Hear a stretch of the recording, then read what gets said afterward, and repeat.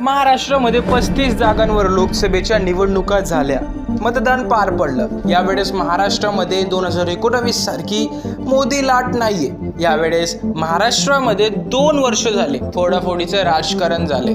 शिवसेना आणि राष्ट्रवादी यांचे 2 गट झालेले आहेत। मात्र यावेळेस महाराष्ट्रात सहानुभूतीचं राजकारण, मराठा आरक्षण आणि विविध स्थानिक बेरोजगारी व अनेक मुद्दे आहेत। मात्र या सर्व प्रकरणामध्ये 5व्या टप्प्यातलं मतदान होणार आहे। मात्र यावेळेस या 5व्या टप्प्यामध्ये कोण बाजी मारणार आणि नेमका कोणाचा गेम होणार?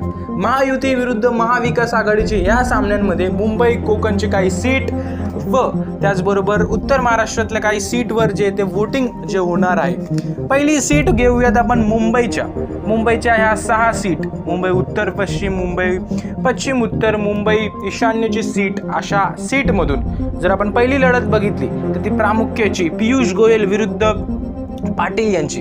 इथे सोपा विजय दिसतोय मुंबईमधून पियुष गोयल यांचा। त्यानंतरची लढत उज्ज्वल निकम विरुद्ध वर्षा गायकवाड, इथं टफ मामला सांगितला जातोय। त्याचबरोबर टफ मामला सांगितला जातोय राहुल शेवाडे आणि अनिल देसाई यांच्यात आणि कीर्तिकर व वायकर यांच्यामध्ये, कारण इथलं घासून निवडणुका होऊ शकतात ह्या जागेंवर। पण सोपा विजय सांगितला जातो तो अरविंद सावंत यांच्यासाठी विरुद्ध यामिनी जाधव। हा सामना जो आहे तो सुद्धा सोपा आहे। मात्र संजय दिना पाटील आणि त्यामध्येच कटारिया यांच्यामध्ये सुद्धा जो आहे तो एक मोठा सामना बघायला मिळू शकतो। सोपा विजय कल्याणमध्ये श्रीकांत शिंदे हे यावेळेस दरेकरांना एक चांगल्या लीडने हरवतील इथून, असं चित्र दिसतंय। ग्राउंडवर दरेकरांची जी आहे ती पॉवर नाही आहे, सहानुभूती मिळेल पण पॉवर नाही आता तरी।